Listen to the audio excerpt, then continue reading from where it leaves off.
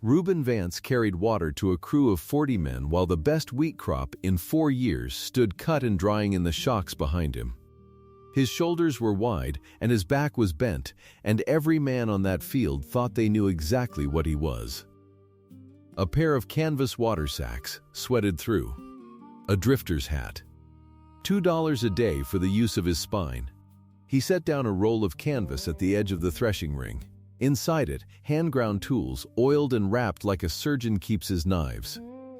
2 harvest hands looked at that roll and laughed out loud. A machinist's kit. For a pitchfork job. Then the separator died. The 8 families of Ridge Road had mortgaged their ground to the last acre and pooled what cash was left to buy that second-hand machine. It was their one way out from under Hollis Bram, who threshed every independent crop in Carrow Bend and took 1 bushel in every 4 for the doing of it. The separator coughed once. The belt shuddered, and it went dead in the worst hour of the worst week of the year. Bram rode up on a tall bay horse before the whole ring, and he looked down at the dead machine, and he smiled the way a man smiles when a thing he wanted has come to pass. "Fix this dead thresher," he said, loud enough for all of them, "and $500 is yours." "Muscle lifts, boy," it doesn't think. 40 people heard him say it. The drifter didn't answer. He crouched at the belt housing. He put 2 fingers down into the bearing where no field hand would think to look, and he rubbed something between them. Something gritty, something that had no business being there at all. His jaw set. But he didn't say what it was. If you believe respect is earned in silence, if you've ever been measured for your back and never once for your mind, this story is for you. Subscribe before you go any further, and in the comments, tell me the town you're watching from. I want to see how far this story travels before the harvest's in. Now let me take you back to how a man came to be carrying water to men who weren't fit to carry his tools. It was August of 1934, and Carrow Bend, Kansas, had been dying by inches for 4 years running. The dust had come first, in the spring of '31, and it had never rightly left. It came on the south wind, and it came on the north. And it filled the fence lines, and it filled the windowsills, and it got into the bread and the milk and the lungs of the children. Folks had buried more than one old-timer that the doctors wrote down as pneumonia, though every soul in the county knew it was dirt that killed them. The wheat had failed 3 years hand-running. Some quarters hadn't put up enough grain to bother threshing. Men who had farmed proud ground their whole lives stood at the edge of it and watched their topsoil walk off toward Oklahoma on the wind, and there was nothing in the arms God gave them that could hold it down. And then, against everything, the spring of '34 had turned soft. The rains came in April, just enough. The wheat that folks had put in more out of habit than hope had come up green and then gold, and it had headed out heavy, and by the last week of July it stood the best crop anybody had cut in 4 dry years. Men wept in their fields. Not for sorrow. For the plain shock of a good thing after so long a run of bad ones. The wheat was cut now and stood in the shocks drying in the sun, waiting on the threshing, and in every shock was a family's whole year. Their seed money, their taxes, their coal for the coming winter, the note at the bank. Everything they had was standing out in the open in bundles of straw, waiting to be run through a machine. That was where the trouble lived. Because the only threshing outfit in Carrow Bend big enough to bring in that many crops in the short window before the weather turned belonged to Hollis Bram. And Bram charged 1 bushel in 4. 1 in 4. For 4 years, when the crops had been thin, a quarter of nothing was nothing much, and folks had paid it and been glad to have any machine at all. But now, the crop was fat. Now 1 bushel in 4 was the difference between paying the note and losing the ground. Now a man could do the arithmetic at his own kitchen table and feel his stomach drop, because Bram's cut on a good crop came to more than most of them owed the bank. So 8 families along Ridge Road had done the boldest thing any of them had ever done in their lives. They had gone in together. They had put their names on one more mortgage, all 8 of them liable for the whole. and they had scraped and borrowed and sold what they could sell, and they had bought a second-hand separator off a bankrupt outfit 2 counties east. It wasn't new. It wasn't pretty. But it ran, and it was theirs, and it meant they could thresh their own crop and keep every last bushel that God had finally seen fit to grow them. Marta Kessler was one of the 8. She was a widow, some past 40, with a boy of 14 and a quarter section of ground that her husband had died working. She owed the Carrow Bend Farmers Trust $740, and the whole of it came due on the last day of August. She had done the figuring more times than she could count, always at night, always at the same kitchen table, and every time it came out the same. If she threshed her own crop and got it to market at anything near a fair price, she cleared the note with room to spare. If she gave Bram 1 bushel in 4, she came up short, and short meant the bank, and the bank meant the road. That separator was her whole life sitting out in the co-op's field, hers and 7 other families. Reuben Vance walked into Carrow Bend on a Tuesday morning with the sun barely up. He came in off the section road with a bedroll over one shoulder and that canvas tool kit under his arm. And he stopped at the first farmstead where he saw a light in the barn. It was old man Dieter's place, and Dieter's windmill had been screeching and grinding for a week, throwing a shadow of oil where the gearing had gone dry and started to eat itself. Dieter was up on the platform cussing at it in the half-dark. Vance set down his roll. He looked up at the mill turning bad in the dawn wind. He didn't say who he was or ask for a thing. He climbed the tower, and he had Dieter hand him up a can of oil and a wrench, and in 20 minutes he had the gearbox open and the worn cotter pin replaced with one he shaped from a bit of wire, and he had the whole thing turning smooth and quiet. Dieter, grateful and confused, offered him breakfast and a $50. Vance took the breakfast. He waved off the coin. He said 3 words the whole time he was on that place, "Wind'll cool it," and then he shouldered his roll and walked on toward town looking for a day's honest work. That was the man. You could have watched him a week and learned nothing but that he was quiet and that his hands never stopped noticing things. By noon he had signed on with the threshing. Not with the co-op, with Bram's outfit, because Bram's outfit was hiring and the co-op had no cash to spare for hired backs. The foreman, a hard slab of a man named Deal Scarn, looked Vance up and down, felt of his shoulders like a man feeling a mule, and put him on the water crew for $2 a day. Carry water to the field hands. Keep the barrels full. Nothing that required a thought in his head, was how Scarn put it, and the men around him laughed. Vance said nothing. He picked up the sacks. But that afternoon, when he set his tool roll down at the edge of the ring to shift a barrel, the corner of it fell open, and one of the tools rolled half out into the stubble. It was a strange thing to see in a wheat field. A long-shanked spanner, hand-forged, worn smooth as a river stone from years of a palm on it. And down near the head of it, stamped deep into the steel, 2 letters and a number. R and a raised dot, and V. And under that a figure worn near to nothing. One of the hands picked it up before Vance could reach it, turned it in the light. RV, he read out, and grinned. That your initials, Waterboy? You steal it, or you find it in a ditch? He tossed it back underhand, careless, and it was pure luck Vance caught it clean out of the air. The men laughed again and went back to their pitchforks. But Marta Kessler was standing at the co-op's edge of the field, and she had watched the whole thing.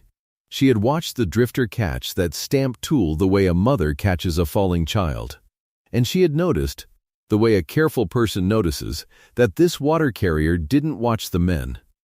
He watched the machine. All day, whenever the co-op separator ran, his eyes went to it. And stayed on it. And moved along the belt and the housing the way other men watched a building weather front, reading it, waiting on it, knowing something about it that the sky itself hadn't decided to tell yet. She didn't know what to make of it. She filed it away.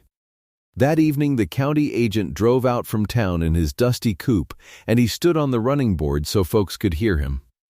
And he told them what none of them wanted to hear. There was a northern building off the plains.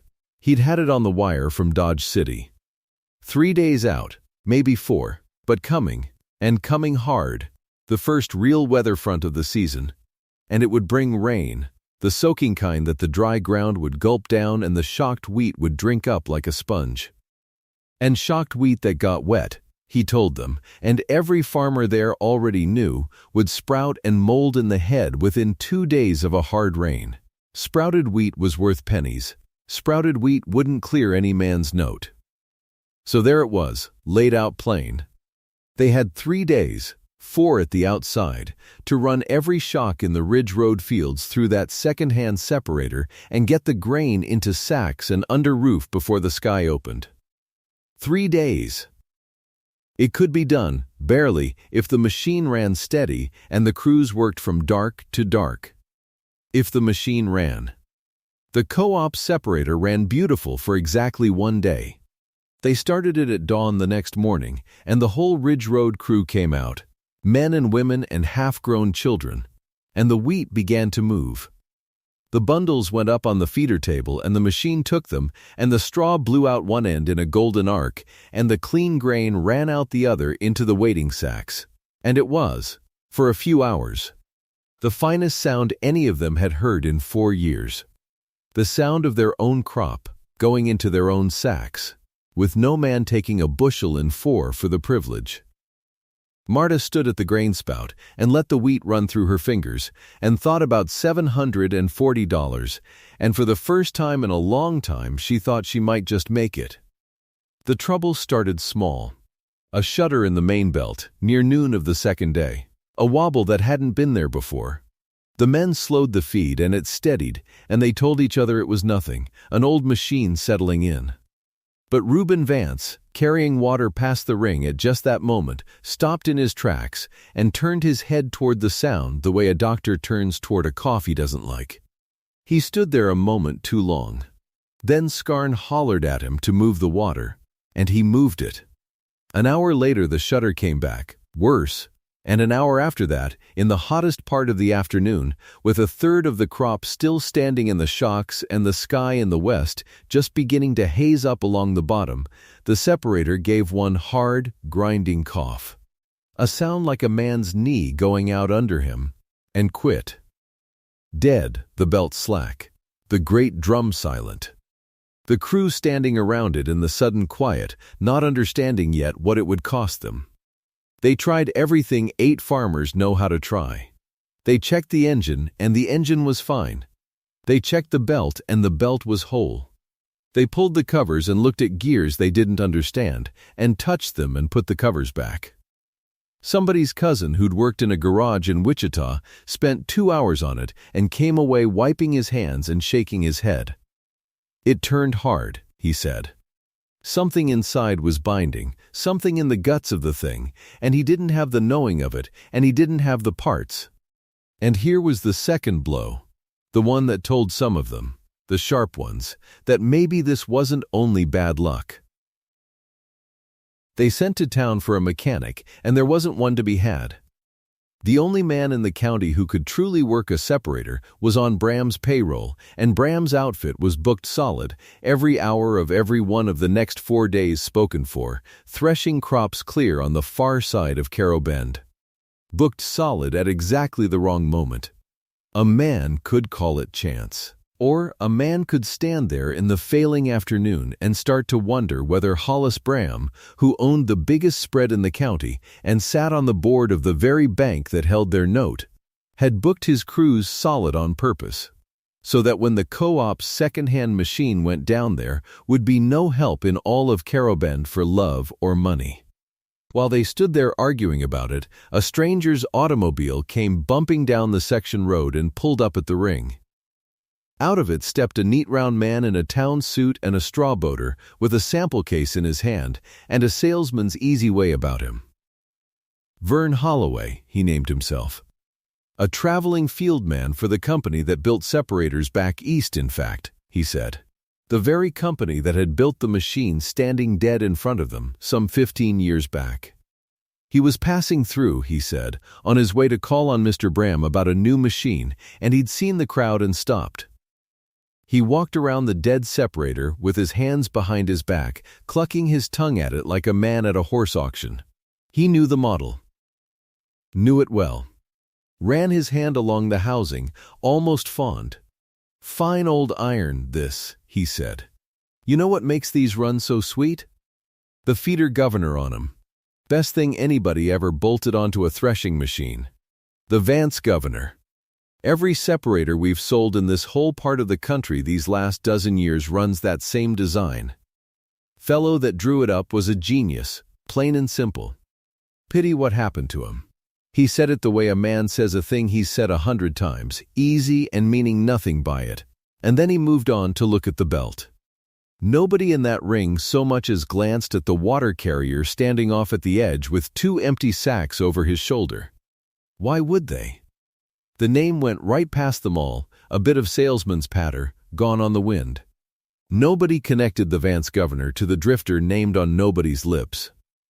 Nobody but the drifter himself, who stood very still and looked at the ground and said not one word. And that was the state of things when Hollis Bram rode into the threshing ring. He came at the end of the day, when the light was going long and gold, and the whole exhausted crew was standing around their dead machine with the ruin of their year coming on. He'd heard. Of course he'd heard. A man like Bram heard everything in that county before the dust had settled on it. He rode in slow on his tall bay, and he sat the horse above them all. And he looked at the silent separator, and he let the silence stretch out until every face was turned up to him. "Well now," he said, "would you look at that?" He was near 60, Bram, but hard and heavy still, with a big florid face and pale eyes that didn't warm when the rest of him smiled. He wore a good hat and a good coat even in the heat, because a man in his place could. And he liked them all to see that he could. "That's a shame," he said. And he didn't trouble to make it sound like he meant it. "That's a real shame. Fine machine like that, and not a hand among you can make it turn." He looked around the ring, slow, taking his time, letting them feel it. "I told you people. Didn't I tell you? You don't buy a threshing outfit like you buy a mule. It takes knowing. It takes a crew that's spent years learning the iron. You thought you'd just pool your nickels and buy your way out from under old Bram, and now look. Now the weather's coming, and your crop's standing, and your machine's a heap of scrap iron in a wheat field." Nobody answered him. There was nothing to say that wouldn't cost them. "Now, I'm not a hard man," Bram went on, and here it came, the thing he'd ridden out to say. "I've got crews. Good crews that know their business. I can pull one off the Danvers place tomorrow, day after, and bring your crop in for you before that rain. Save the whole thing. All I take is my usual." He smiled wide. 1-in-4. A groan went through them. 1-in-4 now, on this crop, was the note and more. He knew it. That was the whole of it. He'd rather they signed away a quarter of the best crop in 4 years than see them keep it and prove a co-op could stand on its own. And if they didn't sign, if their pride wouldn't let them, then the rain would come, and the crop would rot, and the note would fall due, and the ground would go to his bank, and he'd buy it back cheap at the courthouse steps come winter. Either way, Hollis Bram won. He'd built it so he couldn't lose. Somebody near the back said, low and bitter, that it was thieving. Plain thieving. Dressed up in a good coat. Bram's eyes found the voice, and his smile got a little colder, and that was when he saw, at the edge of his own crowd, one of his own water hands standing there with his sacks, watching him with a flat, steady, unimpressed look that no $2-a-day man had any right to wear. It rankled him. A little thing, but it rankled him that a drifter he was paying should stand there and look at him like that. So Bram raised his voice, and he made his cruel little joke, and he made it big, so the whole ring would laugh, and the sting of that cold voice at the back would be forgotten. "Tell you what," he said, loud, pointing his quirt at the dead machine. "I'm a sporting man. Any one of you thinks he's smarter than old Bram, any one of you, there's the machine. Fix this dead thresher, get her running before the rain, and I'll put $500 cash in your hand." 500. he let it hang. Then he swung the quirt around and pointed it right at Reuben Vance, and he grinned. "How about you, water boy? You look like you've got opinions. Go on. Fix it. Muscle lifts, boy, it doesn't think." And the ring laughed. They laughed because they were tired and beaten, and it was that or weep, and because the drifter was the lowest man there, the water carrier, and laughing down at him let them forget for 1 second that they were the ones being laughed at. 40 people. The laughter rolled around the ring and died out. And Bram sat his horse pleased with himself, and Reuben Vance stood there with the sound of it going over him like weather. He didn't answer. He looked at Bram for a long moment. Then he looked at the machine. Then he shifted the water sacks on his shoulder and turned and walked off toward the barrels to fill them, because that was the work he'd been hired for. And a man does the work he's hired for. Bram laughed after him, wheeled the bay around, and rode off toward his own supper, well satisfied. And the 8 families of Ridge Road were left standing in the last of the light around a dead machine, with a wager in the air that none of them could win, and a rain coming that would ruin them all. That night there was a meeting at the Kessler place, because it was central, and because Marta had the biggest kitchen. All 8 families crowded in, and the coffee went around, and the talk went in circles the way frightened talk does. Half of them wanted to take Bram's terms. Sign it away, 1 in 4, and at least keep 3/4 of something instead of all of nothing. A quarter of this crop still cleared most notes. Most, barely. Better a hard bargain than a rotted field, they said. And there was sense in it, cold hard sense, and you couldn't blame a scared man for reaching for it. The other half couldn't stomach it. To pool everything, to mortgage the ground and buy the machine and stand up on their own 2 feet at last. And then to crawl back to Bram in the first week and hand him a quarter of the miracle after all. It broke something in them to think of it. But wanting to refuse and being able to refuse were 2 different things, and none of them had an answer to the plain fact that the machine was dead, and there was no one in the county to raise it. Marta Kessler sat at the head of her own table and listened to it go around and around, and she thought about $740, and she thought about her boy, and somewhere in the middle of it all she thought about a water carrier catching a stamped tool out of the air like it was the most precious thing he owned. Her son Tobin was 14, and he'd been out at the ring every day, and boys see things that grown folks are too worried to see. He'd been sitting quiet on the woodbox by the stove, and now he spoke up. Sudden, the way a boy does when a thing has been building in him. "The waterman," Tobin said. "The drifter. He's got a whole roll of machinist's tools, real ones, ground by hand. And he watches the separator all day. He watched it that whole first morning it ran good, and he had a look on his face like he could hear it. Like he knew it. Before it ever broke, he knew." Some of the men made a noise at that. A drifter. A $2 water hand. But Marta had seen it too. And she set down her cup, and into the tired circling talk she said the thing that turned the whole night. "Did anybody," she said, "think to ask him?" Nobody had.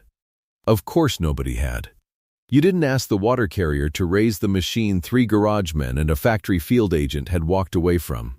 It was almost foolish to say out loud. But she'd said it. And it hung there in her kitchen, and one by one they had no good reason why not, except pride. And pride wasn't going to thresh the wheat. So they sent Tobin. He found Vance where the hired hands slept, out in Bram's long machine shed, rolled in his blankets in the straw at the end of a row of dozing men. The boy crouched down and shook his shoulder and whispered it all out in a rush. The meeting, his mother, the machine. Would he come? Would he just come and look? Vance lay there a moment in the dark. Then he sat up without a word, and pulled on his boots, and picked up the canvas roll from where it lay against the wall by his head. Close. The way a man keeps close the one thing he can't do without. And he followed the boy out into the night. They walked back to the ring under a sky going hazy with the first far edge of the weather, the stars smeared over at the western rim. The separator stood black against it. huge and dead. The families had come out from the Kessler kitchen and stood around it with 2 lanterns, waiting, not quite believing they were doing this. Vance walked up to the machine and set his roll down in the stubble. He didn't ask what they'd tried. He didn't ask what happened. He put his hand flat on the cold iron of the housing for a moment, the way Dieter's mill had gotten a moment of his hand, and then he went around to the belt side and knelt down at the main bearing, close to where the great drum shaft ran into its seat. He put 2 fingers into the bearing. He worked them slow, deep into the packed grease around the shaft, and then he drew them out and brought them up into the lantern light and rubbed them together, thumb across fingertips, slow, and his face changed. Not much. A tightening around the eyes. A man reading a thing he already half feared he'd find. Because it was grit. Fine, hard, gray grit. A whisper of it, ground up in the good grease, where nothing but good grease should be. Not the soft black of worn Babbitt, not the honest dust of a field. This was emery. Sharp cut abrasive, the kind a man buys in a can to grind steel with, packed down into a bearing that was meant to run clean. Packed in deliberately, by a hand that knew exactly what fine grit does to a fast shaft under load. It grinds it, it heats it, it binds it and seizes it, slow, over a day of running, until the whole machine coughs and dies at the worst hour God sends. Wear doesn't leave emery in a bearing. Only a man does that. Reuben Vance knelt there in the lantern light with the proof of it gray on his fingertips, and he knew. He knew the machine hadn't died. He knew it had been killed. He knew, kneeling in the stubble at the edge of Bram's threshing ring, exactly whose interest it served that this one machine should fail on this one week, and exactly the kind of a hand that would pack a bearing with grit and file it to look like bad luck. And every soul standing around him with those 2 lanterns knew nothing at all. They saw a water carrier on his knees, wiping his fingers, and they held their breath and waited to be told whether there was any hope left in the world for them. Marta Kessler stepped closer into the light, her arms wrapped around herself against the night. She looked down at the drifter with his fingers full of a secret she couldn't read. And she asked him the only question that mattered to her, the one with $740 and her whole life riding on the back of it. Can you fix it? Vance didn't answer her right away. He wiped his fingers clean on a rag from his roll, slow and careful, and he looked up at the machine standing black against the hazing stars. And then he looked past it, west, to where the bottom of the sky was beginning to thicken with the weather that would decide all of them. The rain was coming. The clock was already running. And the man on his knees was the only one in all of Carrow Bend who knew that the machine's dying had a name behind it, and he hadn't yet decided whether he was going to say a single word. He didn't answer with words. He answered with his hands. Reuben Vance reached back and drew the canvas roll off his shoulder. He laid it in the stubble and folded it open. And the 2 lanterns caught a row of steel tools nested in their pockets, each one worn bright at the working end. He passed his fingers down the row the way a man reads a fence line in the dark. He stopped at the long-shanked spanner. He lifted it out. And where the light struck the flat of it, 2 letters showed, cut deep and old into the metal, R and a dot, and V. He turned to Marta Kessler. He didn't stand. "I'll want it in writing," he said. 6 words. That was all. But Tobin, standing at his mother's elbow, felt the whole night shift under him, the way the ground shifts when a heavy wagon crosses a plank bridge. Marta looked down at the drifter. "Bram said 500, she said.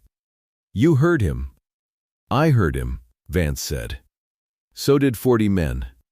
That's the writing I want. His hand on it, and mine, and one of yours to witness. Then I start."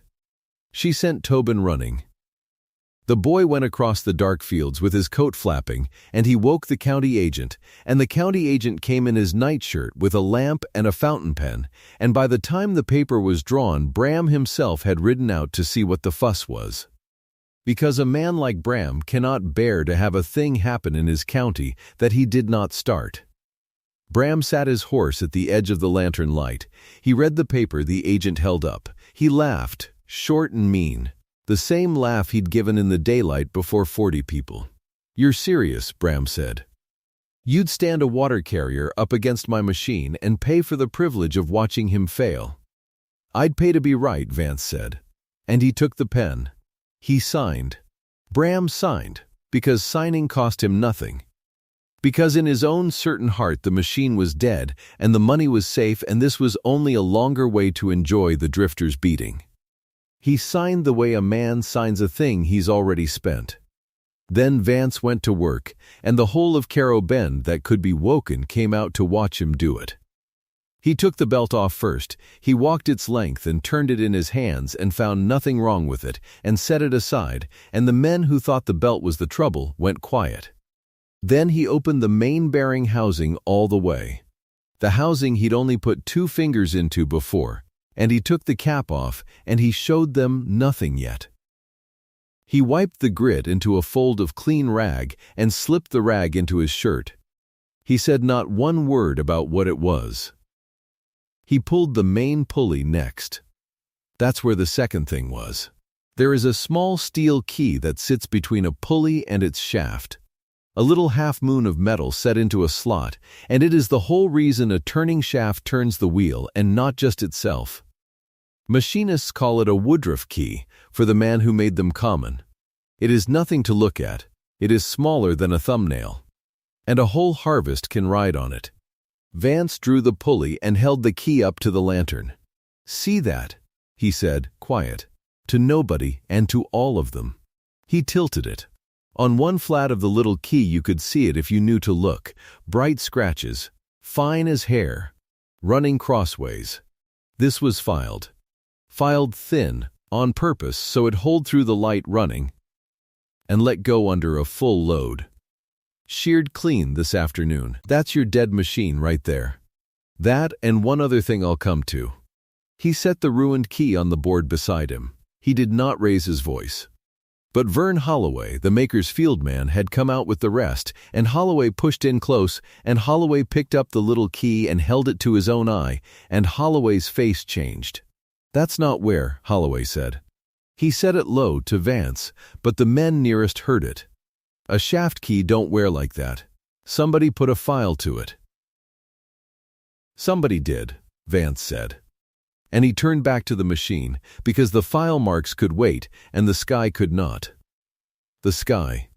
Away off west, low along the plain, the bottom of the dark had gone a deeper black than the rest. A black with no stars in it. Climbing, you could not see the rain from here. But a man who has farmed knows the shape of it. The way that flat wall stands up off the ground and comes on without hurry, and everyone in that ring who had wheat cut and lying in the shocks looked at that western black and did the sum in their bones. 2 days. The agent had said 2 days from the first hard rain, and the shocked wheat would heat and mold and rot in the field. And here came the rain, no longer 3 days off. It had made up ground while the machine sat dead. It might be here by the second night now. 2 days to thresh a season, and it needed doing tonight and tomorrow and clean through, and it needed a running machine to do it. Marta Kessler stood with her arms wrapped around herself and watched the black climb and thought of the paper in the bank. $740. Due the last day of the month. She had counted the days so many times they'd worn smooth. If the crop went down in the mud, the money went with it, and the ground went to the bank, and the bank was Bram. And Bram would buy it back off himself for pennies and put her family on the road with the rest of the road's people. It all sat on this. On a drifter's hands in a lantern's light and a wall of weather coming on. Vance worked. He had to make a new key because the filed one was scrap. He didn't have one the right size in his roll. So he made one. He took a piece of good steel stock from a pocket of the canvas, a short bar he carried for no reason a field hand would ever carry it, and he set it against the little emery wheel that hand turned in a frame, and Tobin cranked the wheel for him, and Vance ground the bar down. He ground it by eye and by feel, stopping, fitting it dry to the slot, taking it back, grinding a hair more. He did it the way another man might whittle. Easy, sure, no hurry in his hands, even with the sky coming. He tried it in the shaft slot. Snug, he tried it in the pulley slot. Snug, he set it and it seated with a small tap. And it sat there, flush and true. A thing he had made out of a bar of steel in the middle of the night in a stubble field, and it was better than the one the factory had put there. That was the key. The bearing was worse. The grit had run in that bearing a whole day. It had cut the babbitt, the soft white metal that lines a bearing and lets the shaft spin easy on it. Cut it and scored it and heated it near to ruin. You couldn't just wipe it and pack fresh grease and hope. The metal itself was hurt, and here Vance did the thing that made even the doubting men stop talking. Because it is a thing men had heard of, but few of them had ever seen done by a living hand in a field at night. He re-poured the bearing. He built a little fire and set a ladle in it, and he had babbitt metal in his roll. Of course he had babbitt metal in his roll, this water carrier, this back for hire. And he melted it down to a bright silver soup. He cleaned the scored bearing out. He dammed the ends with clay Tobin dug and rope wet in the horse trough, and he set the shaft true in it, and he poured the melted metal in around it, in one smooth even stream, no stutter, no second try, and it took, and it cooled, and it set, and when he scraped it out and fitted it, the shaft turned in that fresh poured bearing like it was floating on water. He'd made the machine a new joint out of fire and a ladle and 40 years of knowing how. The men who'd laughed at his tool roll in the daylight stood in the dark and said nothing at all. Then the last of it. The concave. The curved iron bed the wheat is threshed against. And the clearance between it and the drum has to be right, close but not too close, or the machine chews the grain or misses it. There's a way to set it with feeling gauges. Vance didn't use gauges. He set it with his fingers. He slid his hand in and felt the gap all along and turned the adjusters a little here and a little there, reading the space by the pads of his fingers in the dark. And he closed it up and stood back. The east was going gray. He had worked most of the way through the night. The crowd had thickened the whole while. Word travels in a threshing county even in the dark, and men had come from farms up and down the ridge road and along the section lines, and they stood 3 and 4 deep around the machine and the fires, and the co-op families stood closest, and Marta and Tobin stood closest of all.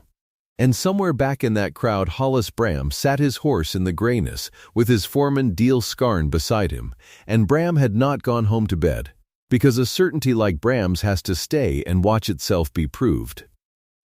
Vance put the belt back on.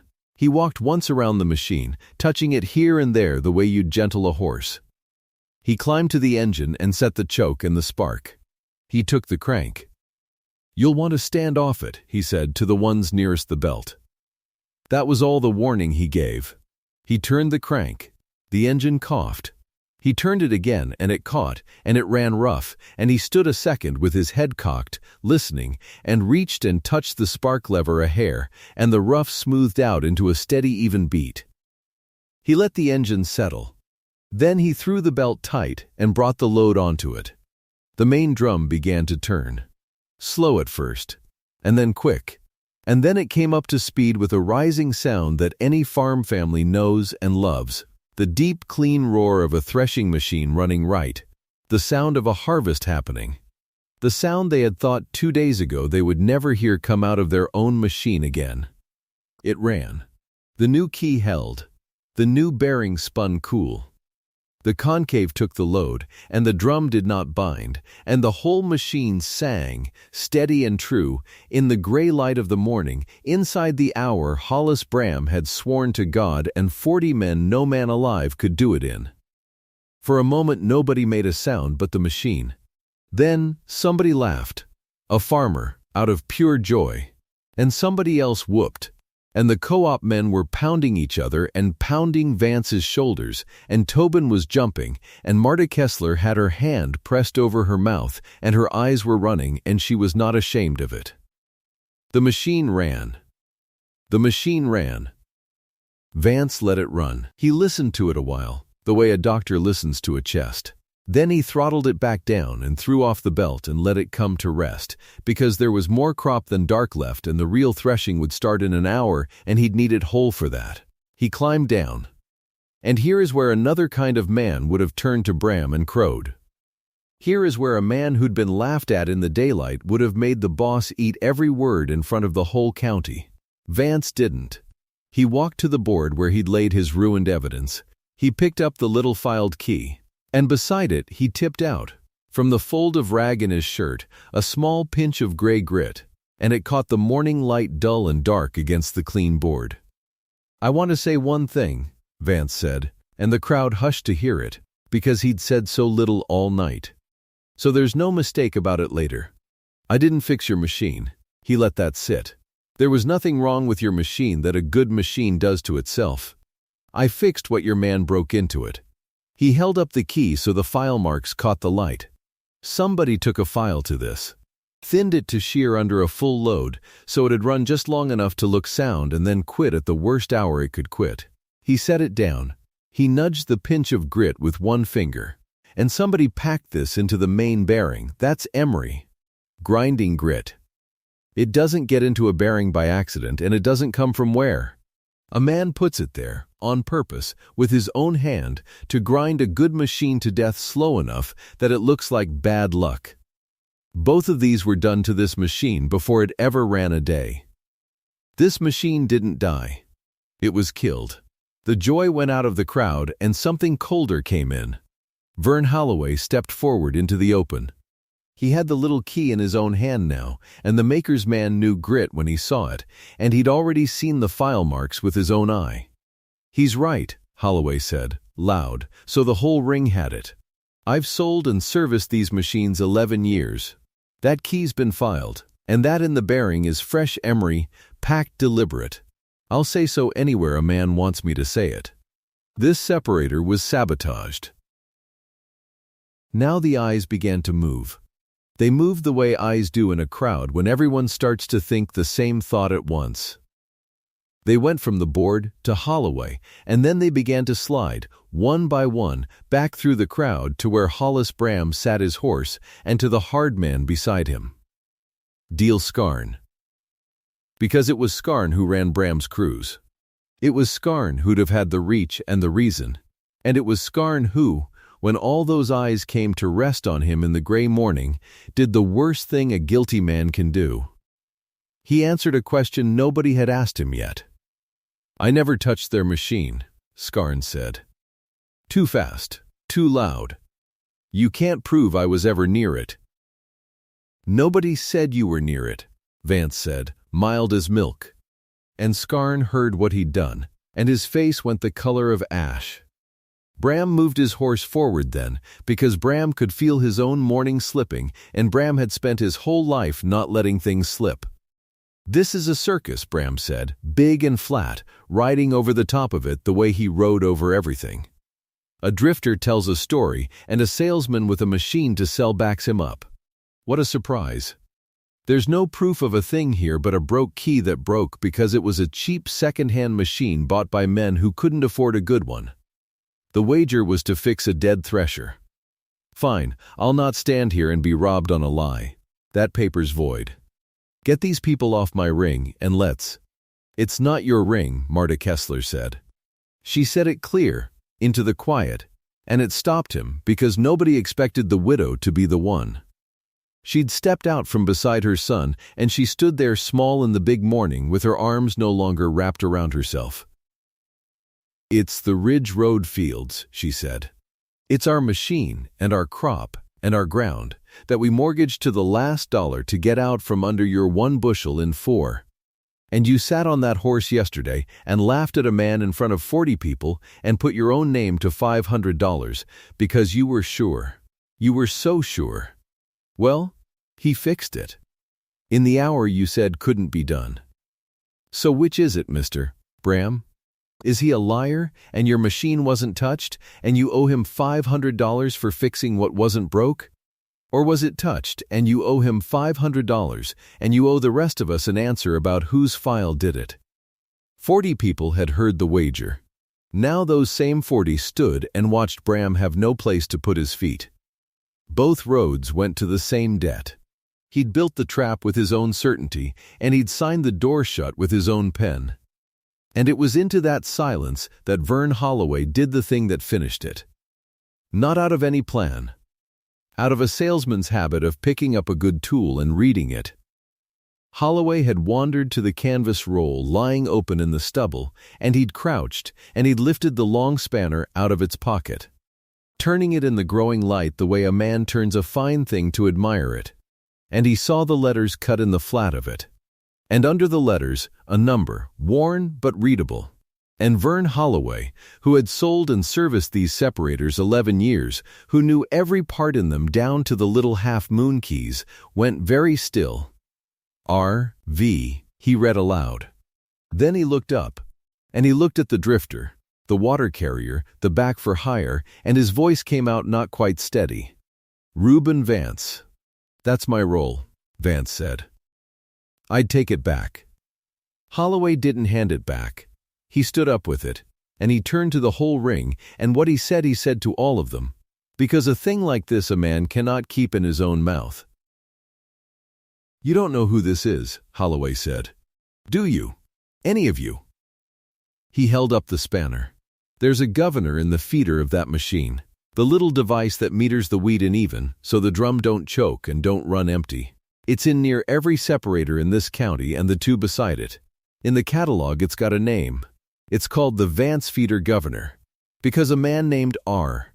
Vance designed it, 20-odd years back, at the old implement works, before the drought and the bank took his quarter section same as it's taking yours. He looked at Reuben. I heard he took to the road.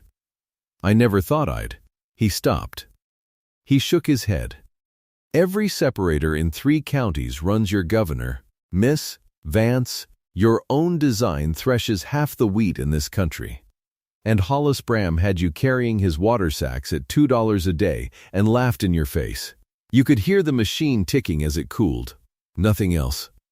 The county looked at the drifter and saw, all at once, that the muscle they'd hired for his back was the mind behind the very machines their whole living ran on. That the man Bram had called just muscle, the man who didn't think, had thought up the thing that half of them couldn't harvest without. It rearranged the morning. It rearranged every one of them. And Vance still said nothing. He walked over and took his roll gently out of Holloway's hands and knelt and folded the tools back into their pockets, one by one, the way a man puts children to bed. Because that was who he was. He'd warned nobody and boasted to nobody, and he'd only worked, and now that the work had spoken for him, he had no more use for words than before. But he wasn't quite done showing them. He rose, and instead of taking the money, instead of turning on Bram, he climbed back up on the machine. He opened the feeder housing, the housing over his own governor, the thing with his name on it. And he took a small tool and he reset it. He retimed the very device he'd designed, adjusting it to a truth his fingers remembered from 20 years gone, and he closed it, and he cranked the engine, and he brought the belt on, and he let the machine run again. And it ran better. Even the men who couldn't have told you why heard it. The feed came in smoother. The drum's roar leveled out to something even and deep and unbroken. No surge, no lull. The sound of a machine running not just fixed, but running the way its maker had meant it to run, and maybe never had. It ran cleaner than new. He'd given them, unasked, a second gift on top of the first. Not to win an argument, but because the machine was there and he knew how, and it was in his hands to make it right. The crowd listened to it the way you'd listen in a church. Then Reuben Vance shut it down a last time and climbed off, and there was no more to prove. The rest happened fast, because the sky made it happen fast. That black wall was up off the plain now, no salesman's guess anymore. A plain fact climbing the west, and every farmer there knew the crop had to come in ahead of it, or none of this mattered. So they threshed. Every hand in that ring, co-op family and neighbor and stranger both, threw in behind the running machine, and they hauled the shocks in from the Ridge Road fields as fast as teams could drag them, and they fed that separator through the whole of that day and into the next night. All 8 families' wheat. The one good crop in 4 dry years. pouring gold out of the spout into the wagons while the storm came on. Vance ran the machine himself. He stood at it hour on hour, and it never faltered. Not the key, not the bearing, not the governor, and the grain came clean. They beat the rain. By the second night, the last wagon rolled full, and the field stood empty of shocks. And when the first hard drops came at last and drummed on the wagon sheets, the wheat was under cover, threshed and sacked and safe, and the rain fell on stubble and mud and nothing it could hurt. Marta Kessler stood in that first rain with her face turned up into it and let it run down, and she was not crying now. Or maybe she was, you couldn't tell in the rain, and it didn't matter. The crop was in. Before the last day of the month she'd sell her share, and the $740 would go to the Carrow Bend Farmers Trust, and her ground would stay her ground. And Bram's morning, the one that had slipped, came all the way down. It came down in pieces, each in front of the same witnesses. Deal Scarn broke first. With the fresh emery on the board and Holloway ready to swear to it, and the whole county's eyes on him, and with the county agent standing right there in his capacity as a man the law would listen to, Scarn cracked and did what small hard men do when the big man's shadow can't cover them anymore. He put it on Bram. He told me to, Scarn said. Bram told me to fix their machine so it'd fail. Said let their crop rot and their notes come due, and the bank takes the ground and he buys it cheap. It was his order. I just done it. He said it in front of Holloway and in front of the agent and in front of 40 people, and once it was said it could not be unsaid. Holloway went next, and he went cold and businesslike. Because a company that builds machines cannot be known to sell them to the man who wrecks them on his neighbors. I came here to sell you a new separator, Mr. Bram, Holloway said. That's finished. My company won't put its name in the barn of a man who paid to sabotage one of its machines. You can consider our dealing done. And he picked up his hat and walked to his automobile and drove off through the coming rain and did not look back. And the last piece was the quietest and the heaviest. Bram sat on the board of the Carrow Bend Farmers Trust, a bank that sat a man who'd schemed to foreclose his own neighbors by sabotage in front of witnesses, with his own foreman naming him and the maker's field man backing the proof. That bank could not keep him on its board and keep a single honest depositor. The land cheap scheme was dead the moment Scarn opened his mouth. And within the month Bram was off the board, and the county knew why, and no violence in it anywhere. Only the plain weight of what he'd done coming home to sit on him. But before any of the slow things, there was the wager, and it got paid on the spot in front of the 40, the way it had been made. Bram sat his horse in the rain with his hole standing in ruins around him, and Vance stood on the ground in front of him with the signed paper in the county agent's hand, and there was nothing left for a cornered man to do but the thing he'd sworn to. Bram reached into his coat. He counted it out. $500 in front of the same eyes that had heard him bet it, and he leaned down and put it into the drifter's hand because there was no road left that didn't run through paying. Vance took it. He looked at it a moment. $500, more money than a water carrier sees in 2 years of $2 days. Then he folded it once, and he turned, and he walked to the co-op's mortgage jar where the families kept the pooled dollars toward their notes, and he put the whole of it in, every bill, and kept back nothing but the few days' hands' wages he'd honestly earned. For the ground, he said. 4 words. And that was what he did with it. The spring after was green. If you had stood on the Ridge Road in the spring of 1935, you'd have seen young wheat coming up soft and green across all 8 of those quarter sections, and every one of them still owned by the family that had planted it. Not one had gone to the bank. The good crop had carried them through, and the notes were paid down, and the ground was theirs into another year. The second-hand separator sat under a shed now. The 8 families had built it a roof over the winter.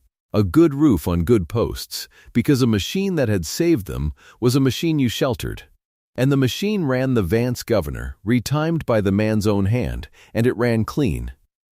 And the man was still there. They'd hired him at last as what he was. Not a water carrier, Not a back for $2 a day.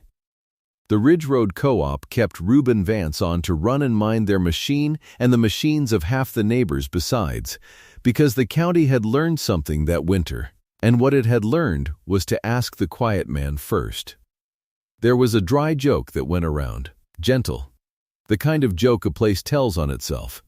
They said Hollis Bram's big custom outfit ran short of work now. Folks had grown particular about whose crews they let onto their ground. Funny how that goes. On a porch on the Ridge Road, a morning that spring, Marta Kessler poured coffee into a tin cup and carried it out and set it on the rail beside a man who sat there with a canvas roll open across his knees. She didn't say much. He didn't either. There was a warmth between them that neither one had put a word to, and maybe neither one ever would. An easy quiet, a reverence more than anything. Two people who had stood in a lantern's light on the worst night of a bad year and come out the far side of it still standing. She left the coffee. She let him be. That was its own kind of tenderness, and they both knew it. And out in the yard, Vance had the little emery wheel set up in its frame, and Tobin Kessler was cranking it. 14 years old and grown an inch over the winter. And Vance was grinding a small new tool out of a bar of steel. He worked it slow and sure the way he did everything. Then he stopped the wheel, and he fit the boy's hand around the steel, and he showed him how to hold it to the stone, how to read the edge by eye and by the feel of it, how you take it back and grind a hair more and try it again, patient, until it's true. You don't rush an edge, Vance told him. You bring it, little at a time. Then it holds. He set the finished tool in the boy's palm and closed the boy's fingers over it. Then he turned back to the roll and slid the RV spanner into its pocket and rolled the canvas up and tied it, and that was the morning. That's the whole of it. A man carried water for a crew of 40 while the mind that built the county's machines went unasked in plain sight. And it took a rigged bearing and a filed key, and one widow with the nerve to say, did anybody think to ask him, to bring it out into the light? The county learned to ask the quiet man first. I've always thought that's the truest kind of justice there is, not the loud kind, the kind where a man just does the work, and one day the work speaks so plain that nobody can pretend not to hear it. If you watch this all the way to the end, do me one small thing. Comment the town you're watching from. I'd like to see how far this story travels before the next harvest's in.